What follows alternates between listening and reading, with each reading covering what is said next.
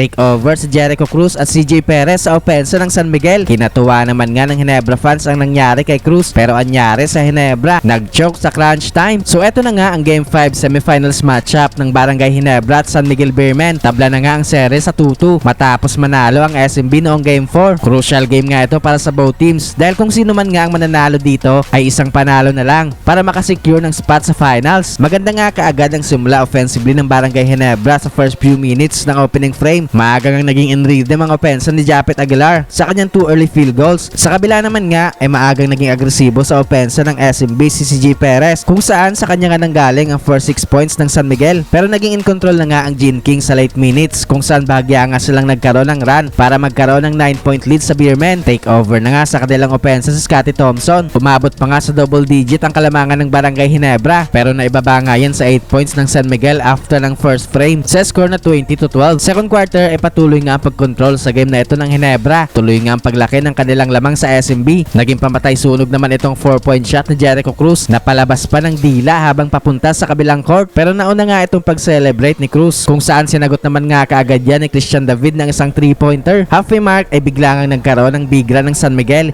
Bigla ngang uminit ang kanilang 3-point shooting, dahilan para maibaba nila sa 2 puntos ang kanilang inahabol sa 3-minute mark. Nasa SMB na nga ang momentum sa late minutes kung saan nakuha na nga nila ang kalamangan matapos ang naging basket sa ilalim ni Abay at 3-point shot ni Wami Chongson. Takeover na din nga sa opensa ng Beermen si CJ Perez na naging mainit ang 3-point shooting. Lamang na nga ng 5 points ang SMB going to the halftime break sa score na 49-44. Third quarter ay tumuloy-tuloy nga ang run ng San Miguel kung saan nagkaroon nga sila ng 5-0 start sa early minutes dahil nga dyan ay umabot na sa double digit ang kanilang kalamangan sa Gene Kings. Pero after nga nyan ay nagkaroon nga ng counter run ng Ginebra entering the halfway mark. Step up na nga ulit sa kanila offensively si Scottie Thompson. Shakti na full pang nangyari kay Jericho Cruz matapos niyang mamintes ang kanyang wide open layup. Tuwang-tuwa nga dyan ang mga Ginebra fans sa loob ng arena, pero hindi nga na-maintain ng Ginebra ang kanilang run na yan. Umarangkada nga ulit ang opensa ng San Miguel sa late minutes para magkaroon sila ng 8-point lead, pero buti na lang nga ay nagkaroon ng 5 personal run si Ahan Misi papatapos ng quarter para ibaba sa 3 puntos ang kanilang inahabol after ng third frame sa score na 74-71. Fourth quarter ay patuloy nga ang pagiging agresibo sa opensa ni Maverick Ahan Misi, pero sa kabila naman nga ay naging unstoppable pa rin nga ang opensa ni CJ Perez. Dikdikan na nga ang laban entering the halfway mark kung saan hindi nga nagkakalayo ang score ng both teams. Palitan na nga ng big baskets ang dalawang kupunan down the stretch, pero sa 3-minute mark ay nagkaroon nga ng 7-point lead ang SMB sa Ginebra. Hindi na nga nagkaroon pa ng run ang Ginebra sa crunch time, kaya sa uli nga ay panalo sa game na ito ang SMB para magkaroon ng 3-2 advantage sa series.